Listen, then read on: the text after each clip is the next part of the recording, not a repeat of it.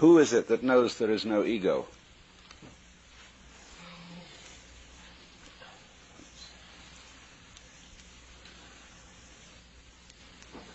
And you must realize, you see, that this is a problem created linguistically.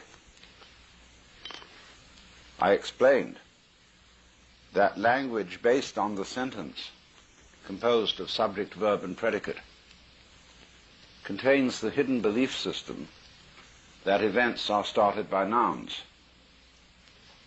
by things. And so it's very important to understand that in the real universe there are no things at all. And this startles people, because we think of the universe as the sum total of things. But when you go into the question, what do you mean by a thing? You ask children this question, what do you mean by a thing? And they'll say, well, an object. Well, I said, you've just substituted another word that doesn't tell me anything. Well, they can come back if they're very smart and say, what do you mean by anything? I got once in a class of high school kids an Italian girl who said a thing is a noun while she was getting warm. A thing is a think. It's almost the same word. It's a unit of thought, in the same way that an inch is a unit of linear measure, or a pound a unit of weight. And so in various languages this comes out. In German you've got ding, thing, denken, to think. In Latin, res, thing, reor, to think. So when we reify, that means to thingify. And A.N. Whitehead used to talk about the fallacy of misplaced concretion. Thingifying what isn't there. But it's easy to understand this, although it's a little bit of a shock to our common sense. For purposes of description, we must break the world down into some sort of units. This is the basis of calculus. How do you measure a curve? Well, you treat it as a set of points. And in this way, measure it. Although it isn't a set of points. There is no such thing as a point. Euclid defined a point as that which has position but no magnitude. I think it's right, isn't it, that in modern mathematics one doesn't define a point at all. You just assume it's an axiom. Yeah. So when you ask how many things is a person, an individual organism, well, it depends on what point of view you're going to take in describing it. In the normal way, we describe one body as a body, and that is a thing. Physiology describes it as many organs. Physics describes it as many molecules, or atoms, or electrons, mesons, protons, what have you. And sociology will look upon you as only a part thing, because the sociologist likes to have his unit, a group, a society. And so it goes. It depends. Let's take rabbits. The way you describe a rabbit will depend on whether you are a hunter or a furrier. It's the way you look at it and the way you describe it, so that the way of describing always varies according to the use you want to make. So that the world is not unlike a Rorschach blot. And in psychological testing, we get people to describe Rorschach blots and say what they see in them. Now, you can perfectly well imagine that we in this room could have an enormous Rorschach blot on the wall, and we would all discuss it and arrive at a consensus about what it was. And we would manage, in other words, to coagulate our different points of view. And if there were a very dominant person present, he or she would tend to force the particular view upon everybody else and say, no, obviously it isn't what you say it is. Look, it's perfectly clear that it's that. So we are living in a Rorschach blot. Only urban people have difficulty in realizing this. Because urban people live in a straightened out world. And we call them straights or squares. Because they think in very simplistic terms. See, Euclid had a very simple mind. And therefore he discussed a geometry which wasn't a measure of the earth at all. The word geometry is from the Greek geos, the world, the earth, gis, and metra, which means to measure. Now the Greek word for measure, from which we get metric, meter, comes from the Sanskrit root, M-A-T-R, which also means to measure, and derived from that is the Sanskrit word maya, which means illusion, as well as imagination. So figuring it out is the measuring of the world, the metering. And meter also is the Greek word for mother, and is, of course, the root of the word matter, material. And so when we ask, does it matter, we are asking, does it measure up to anything? Well, we come to the conclusion that there is no matter. There's form. It's the form that matters, or you could say the universe is a matter of form. And in Sanskrit, there is no word for matter. The word rupa, which is used for the material or physical world, means form. And so you get nama-rupa as the full name for what we call physical reality. Nama means name, rupa form, so it is named form. And so Lao Tzu, writing the Tao Te Ching, says, the nameless, or the no name, is the basis of heaven and earth. But the named is the mother of 10,000 things. So,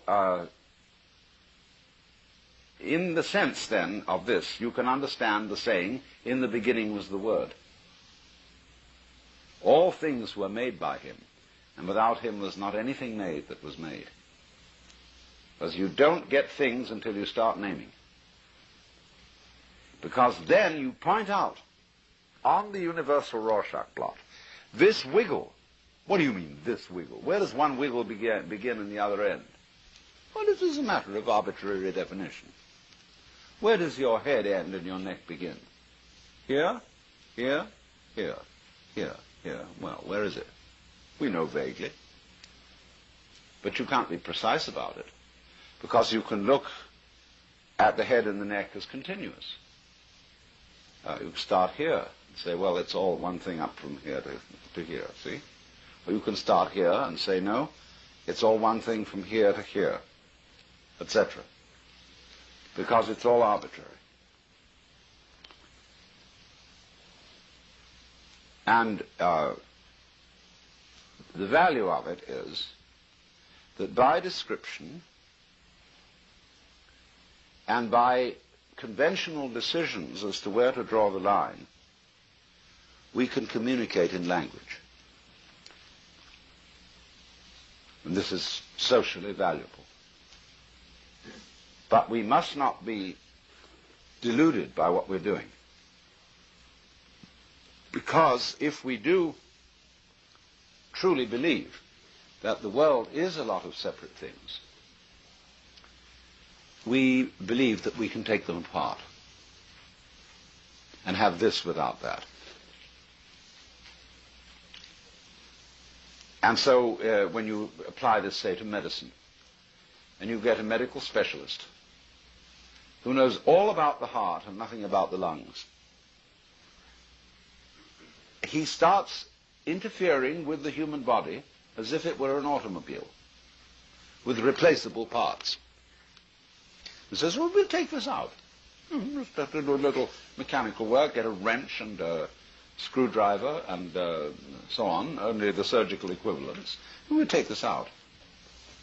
So there's a tumor, and we take it out. All right.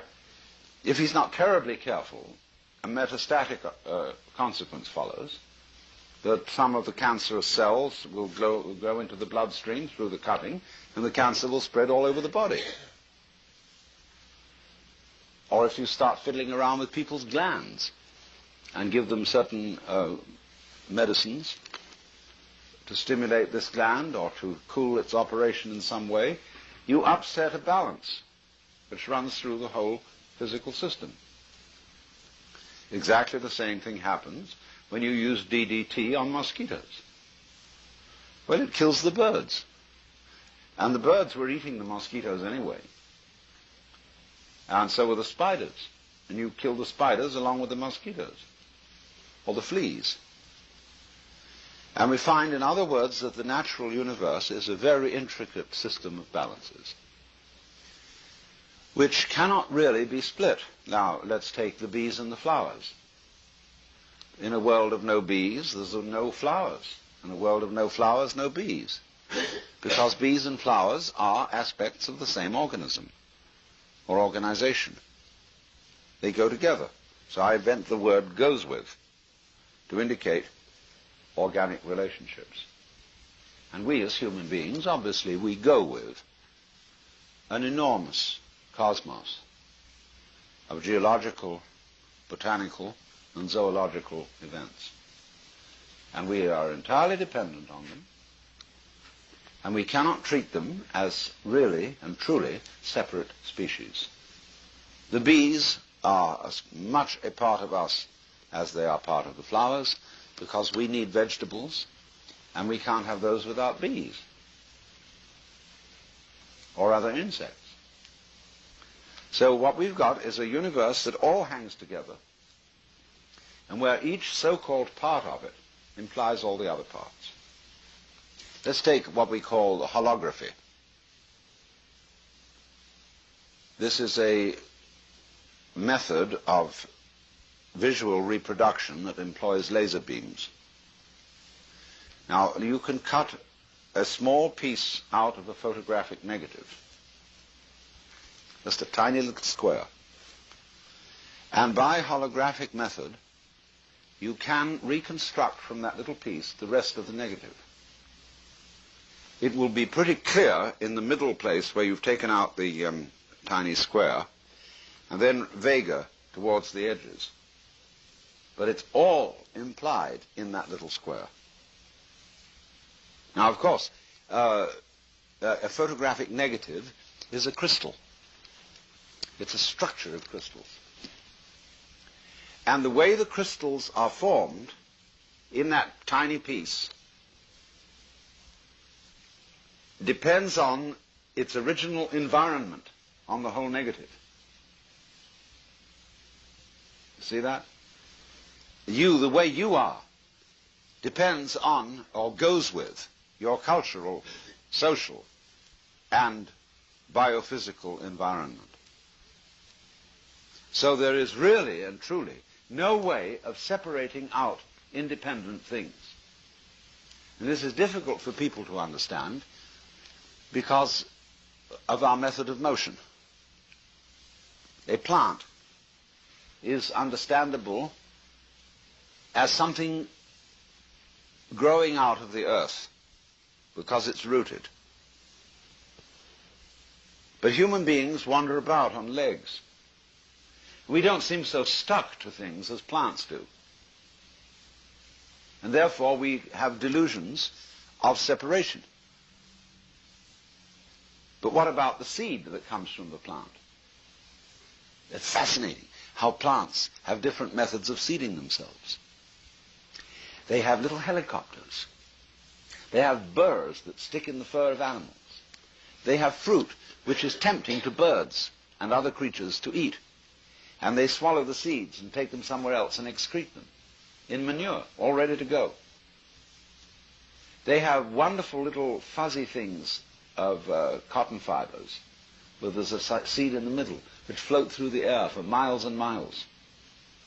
There is also an extremely ingenious plant that has pods. And when the pods are ripe, they suddenly break. The pod twists itself, each side of it, into a spiral. And the seeds are thrown way out. We used to have one in our garden in England next to a wooden fence. And every time it went crack, all these seeds would rattle on the fence. Tremendous energy they were sent out with. And look at the whole process of pollination and how extraordinary that is, showing and arguing a very high order of intelligence in vegetables. So when we say of somebody, she's a vegetable, terminal cancer, that's, alas, only become a vegetable. This is a misuse of the word vegetable.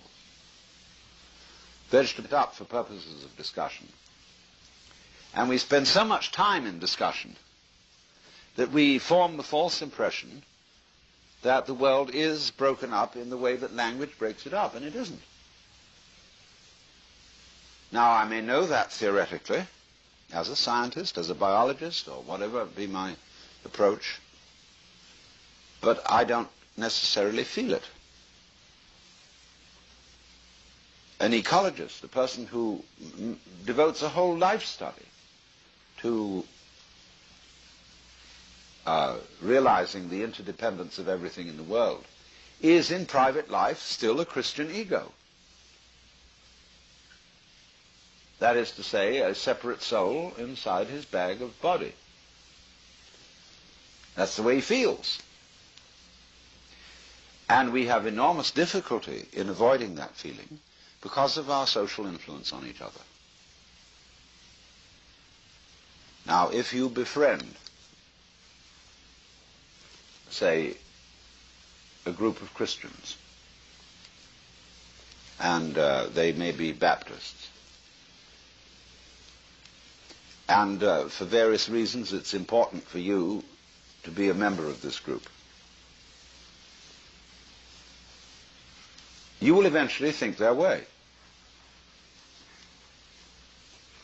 The most startling example of this was an experiment devised by B.F. Skinner. He would be giving a class in psychology, and he would suddenly send two students out of the room, say, come back when we call you. Then he would explain to the class the game rule. We're going to put two chairs here, up beside me. Chair A, chair B. We're going to have a discussion, and these two students are going to come back. We will agree with everything that is said by the student who sits in chair A. We will disagree with everything said by the student in chair B. The effect of this was astounding. Because even if the student sitting in chair A was rather inarticulate, the fact that the group agreed with everything he said made him extremely expressive.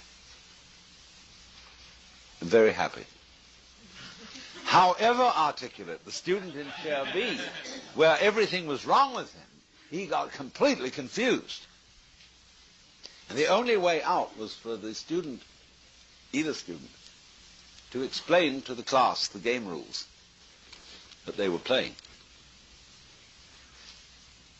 But you see, they didn't know these rules, and they had to be very clever indeed to deduce what was the pattern. I once got into this situation. I had a group of students come and visit me with their faculty member in charge of them.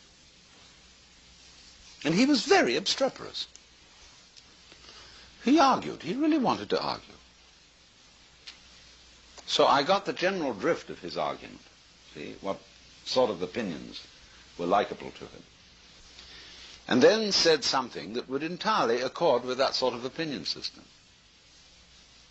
And he denied it. So I said, "Sir, you are playing a game. You are bound and determined to disagree with anything I say." And he was nonplussed.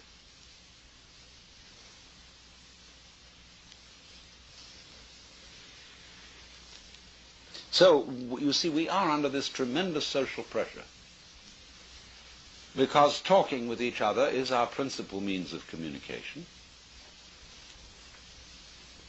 And so more and more it hypnotizes us. When you hypnotize a person, you do it chiefly by talking.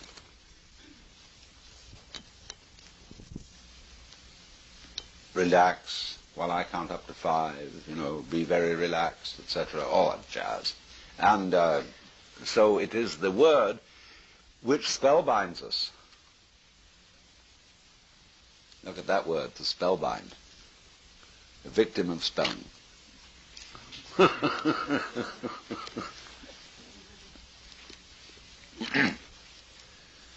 And so all these conventions of language in which we think, even if we're quite illiterate people think in words just as much as literate people. In other words, an ordinary ignoramus is just as much, if not more, under the spell of words than an intellectual. Children, as soon as they're taught language, become absolutely clobbered by it and resent tremendously being called something. So if I say Johnny's a sissy, he called me a sissy. And children are absolute victims of the calendar. They want to know when it's going to happen. How soon is Christmas? How soon is my birthday? They want time to go in jerks from one festival to another, because they are so poisoned by adult conceptions. They have no antibodies against them.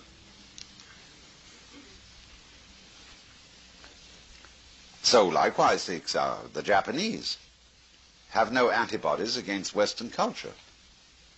And they are complete victims of it. They succumb to smog and even think it's a good thing to have smog.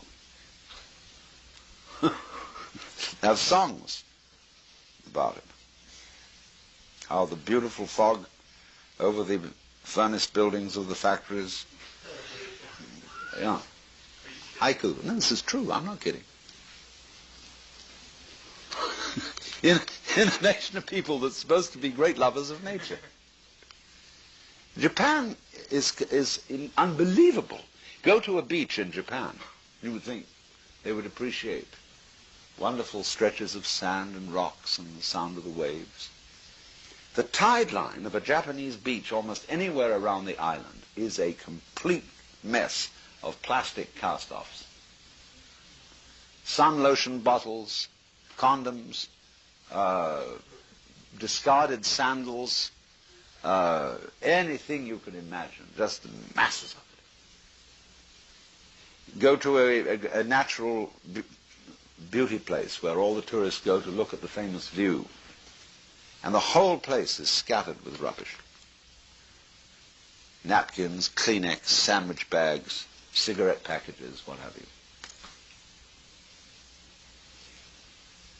When you travel in Japan on the underground in Tokyo, one always imagined the Japanese very polite. And in their own setting and in their own cultural context, they indeed are. But on a subway, everything goes amok. And people are crammed in like sardines. They even have special officials to shove the crowd into, into the train. And they cannot cope with this situation that is foreign to their cultural context. So this is, what I'm saying is, watch out for your social conditioning and how your constant commerce in language with other people shapes the way in which you actually sense the world. Now, We say seeing is believing. But it is truer to say that believing is seeing. There was a very marvelous scientist of optics by the name of Albert Ames, who devised a whole series of experiments where you could go into a big room, say, and there were booths all around. And in these booths, there were exhibits that defied the laws of logic, or seemed to. There was, for example, the marvelous experiment of the trapezoidal window. You make a window frame, one side of which is much longer than the other, see? Then you suspend this on wires in such a way that that an axis is formed through the perpendicular center of the frame. And on this the frame revolves. What you see is a window frame twitching like this. It's actually going round, but it seems to be twitching. Then you put a little cube on one upper corner and color it red, see, so it'll stand out. And you see this thing twitching, but the cube unaccountably going round. Then another experiment where you're in a dark room, there's a group of people, and a little bright light suddenly appears in front of them, very small. And the operator says, will those who observe any movement of this light please account for it and describe it? So somebody says it's floating upwards. Somebody says it's now drifting off to the left, and all this conversation goes on.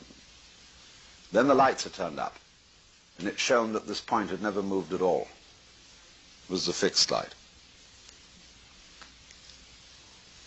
So there are all kinds of things. I mean, Ames only scratched the surface of what we see because we believe in it. We see what we want to see, or what we're supposed to see, and are not really very aware of what's going on. Now, all stage magic is based on this. And this is why one can learn a great deal about mysticism from stage magic. What the magician does is he persuades you to see what you expect to see. But in the meantime does something completely unexpected. Your attention has been misdirected. He says, look at this. I want you to look at it very carefully because we don't want any hocus pocus around here. See? So I want you to examine this thing I'm showing you and be sure there's no hocus pocus. Meanwhile, he's doing something that you don't notice at all and laying a trap. So that when you understand the nature of stage magic, you think, God damn it, how simple that was. Why didn't I see? Why was I such a fool as I overlooked this idiotically simple trick? And the best tricks are the simplest and don't involve complicated apparatus at all. The best stage magicians are the ones who will stand in the middle of a crowd of people, you know, with no stage hocus pocus or wires or trapdoors or anything like that. And right under your nose will use a pack of cards or a few coins to do things that flabbergast people totally. But all those things are extremely simple, once you know. And so that's very much like being enlightened, having satori. When you get it, you think, oh, for heaven's sakes, why didn't I see that? I mean, how obvious.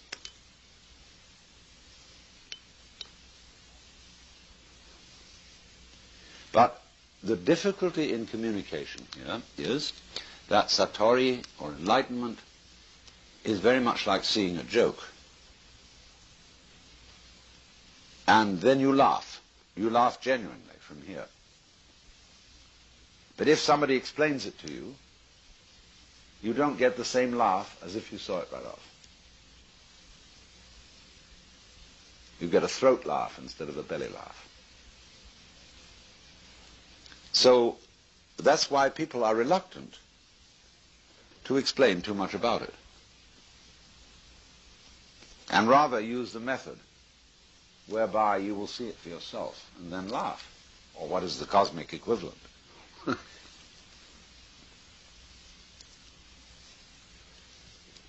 So therefore,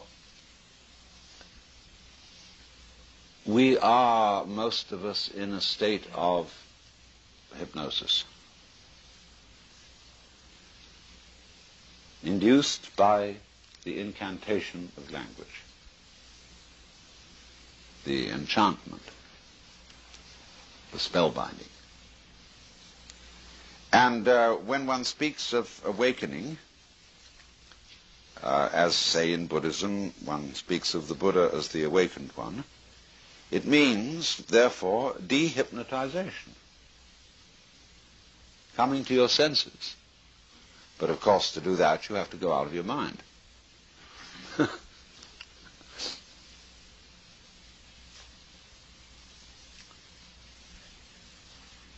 Well, then,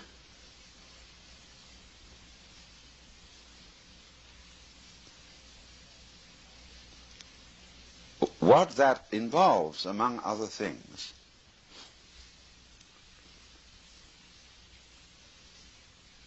is an awakening to the true structure of your common sense. I once was invited to give an address before the American Psychiatric Association. It was a very funny situation because Aldous Huxley had been supposed to give the talk, and he was sick. And so they invited me to come and give it instead. And it was on a very dangerous subject, on the use of LSD. This was many years ago. This was in 1958, when LSD was just discovered. And what was I going to say? Well, they were horrified. Would I please meet with the committee?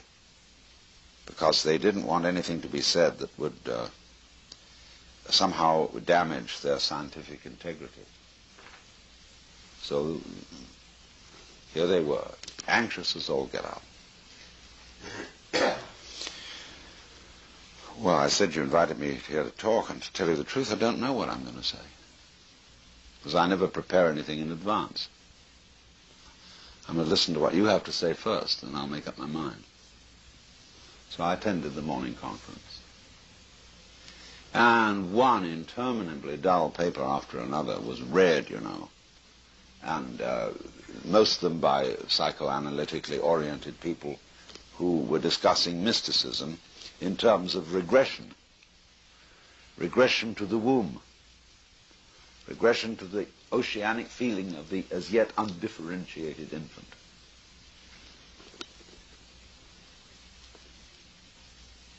So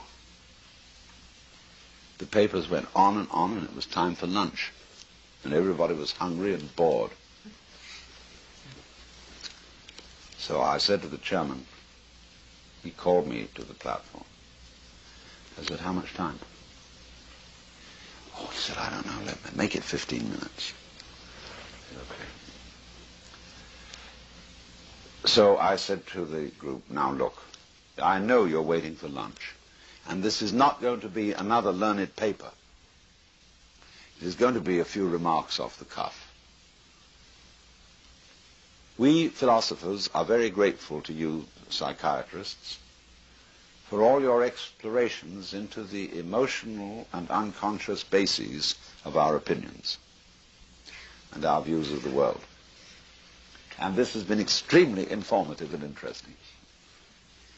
Now, however, the shoe is on the other foot, and we'd like to inform you of the unconscious intellectual assumptions underlying your psychiatric methods.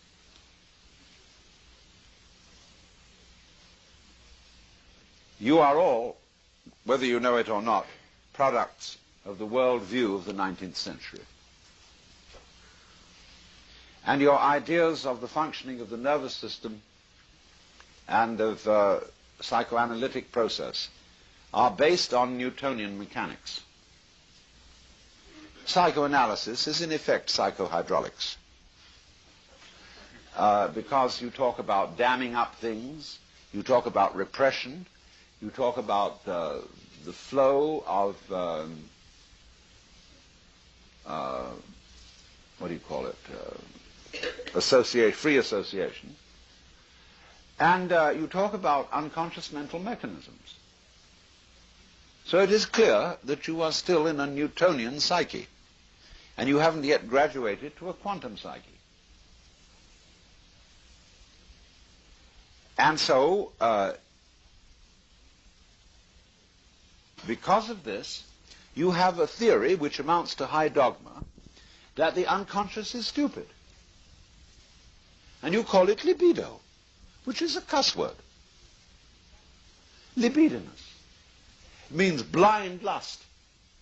And Freud used that word in parallel with Ernst Haeckel, who was a contemporary biologist, who thought that the energy of the universe was blind energy, despite the fact we have eyes. So they all had a reductionist view that human life was a complication of a force that was basically stupid, ignorant, unconscious, and immoral. Well, they said, we can't be like the Christians and attempt to beat this force into submission because it's too powerful for us. But we've got a new wrinkle. What we're going to do is we're going to do it like we train a horse. Instead of whipping it, you give it lumps of sugar. And you, well, watch out, though. You see, Freud was scared stiff of the unconscious. He was a good bourgeois, Jewish, Viennese, well-behaved person. Once upon a time, Freud and Jung went together to New York. And Jung was delighted to walk down Fifth Avenue and see so many beautiful women. And he turned to Freud and said, my goodness, how many beautiful women there are here. Why don't we somehow arrange and make a date for tonight? And Freud drew himself up and said, you forget, Herr Doctor, I'm a married man.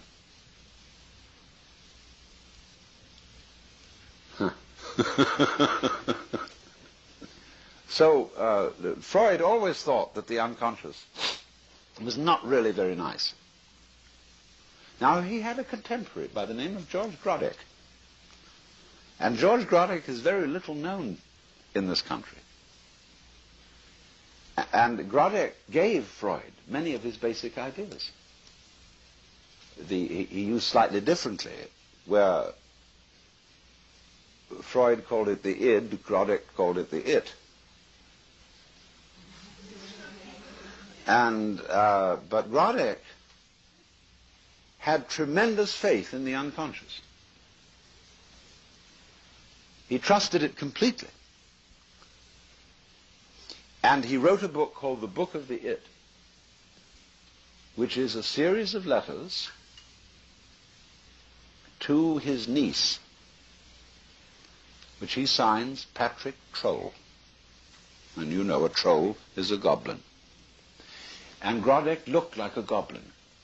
He had very big pointed ears that stuck out, and a kind of strangely weird but benign expression. And he had a sanitarium in Baden-Baden, and there he practiced massage for people who came to him for analysis, and analysis for people who came to him for massage.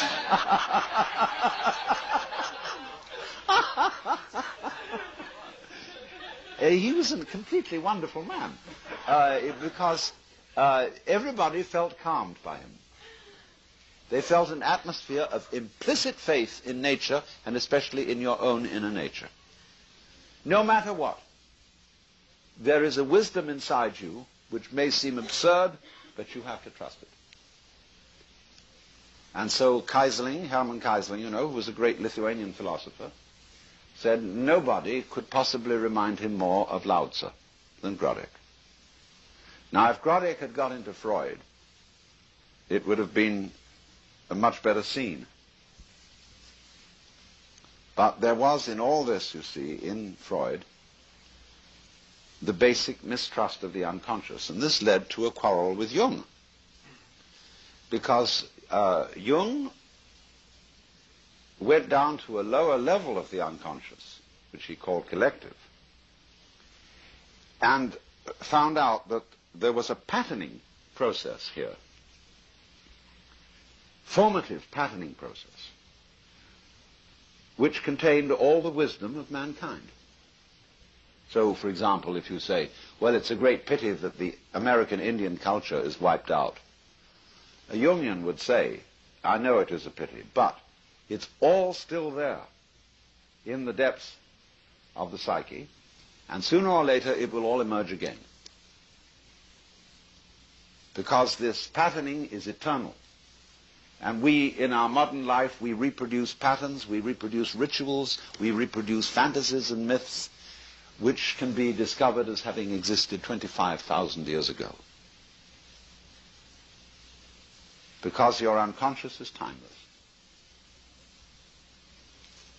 And everything is there if you go hunting for it. But they were still a bit scared. I know some of the old Jungian analysts I used to know in New York were very uptight about fishing in the unconscious, and said, yeah, true, but there is also in the unconscious the primordial slime, which is full of serpents and crocodiles and the most things that give us the heebie-jeebies. And if you're not very careful, those things will come up and invade your consciousness.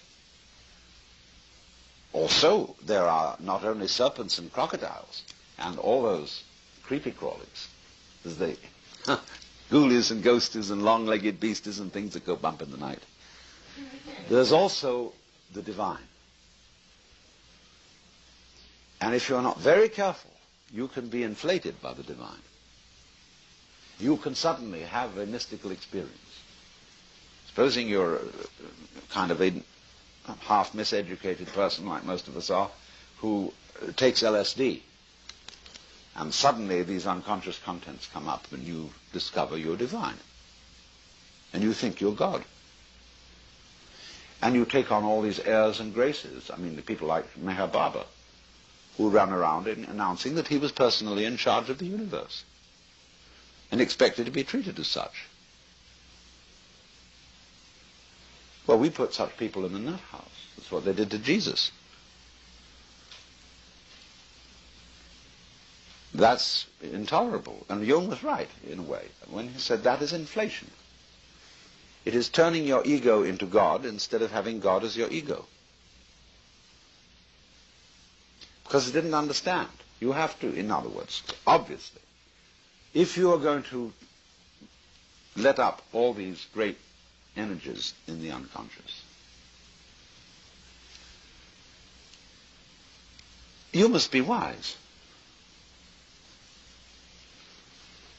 You must know something about it and not jump to silly conclusions and delusions.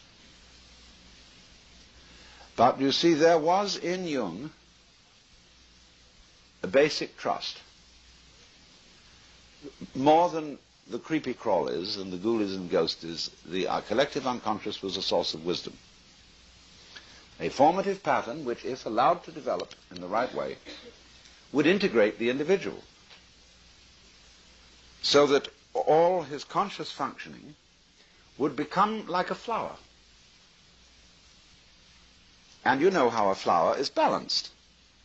It comes out as a beautiful circle with a middle. And for some reason, as yet unexplained, when anybody wants to create a symbol of the divine, they don't use a human face, they use a flower or a star. The rose window, the lotus.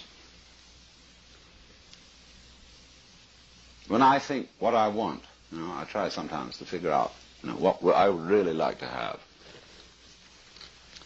What I like to look at. I eventually settle for a flower. It's why they bring flowers to sick people in hospitals. Take a morning glory and look at it. Did you ever see such a thing? Well, they say in the Freudian explanation, you're using that as a substitute for a vagina. Well, I say that's not an answer to a question, it raises a new one. What's so interesting about a vagina? See, the only thing my father and I don't agree about is sex. We agree about everything else, religion and so on. But sex, he's just old-fashioned. And he said, nature makes this activity extremely pleasant in order that the species will continue, so that we will be sure to go on. But you must be very careful not to do it just for the pleasure of it, but remembering the responsibility of continuing the species.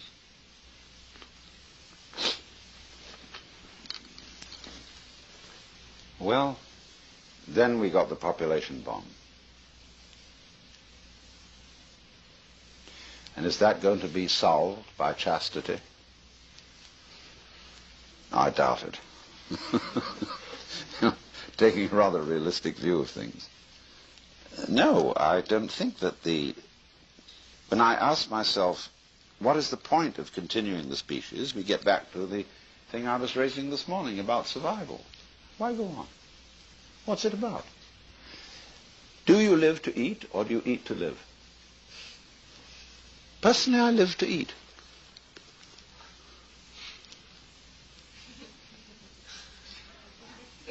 And I don't reproduce children, although I've done my bit on that, rather a little too much. But I think that the point of having life going on is so that we can have sex. It's a good thing in itself. It's like dancing. And really communicating, loving somebody is a tremendously fascinating thing. I mean, what to do with an evening? Okay, you go to the movies and you watch other people loving each other. Why don't you do it yourself? I very rarely go to the movies because my own life is more fun than what I see on the movies.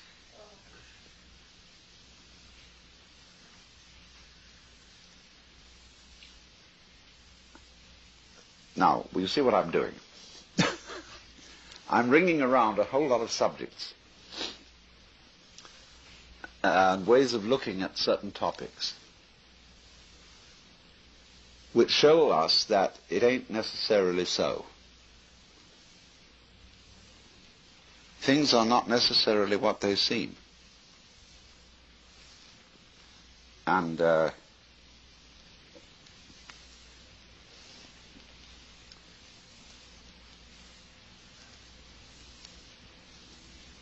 so we can get in the mood to be open-minded. Now, that doesn't mean that you are merely lax in your opinions. True open-mindedness is what I've tried to explain as mental silence, of being able to be completely surprised by reality, and to observe that it is not at all what you thought it was, or what you were brought up to believe.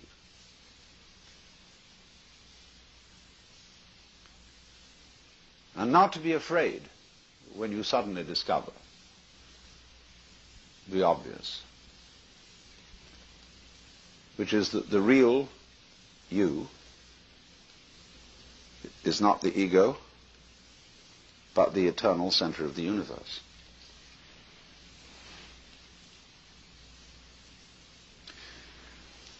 Well, we'll take an intermission now.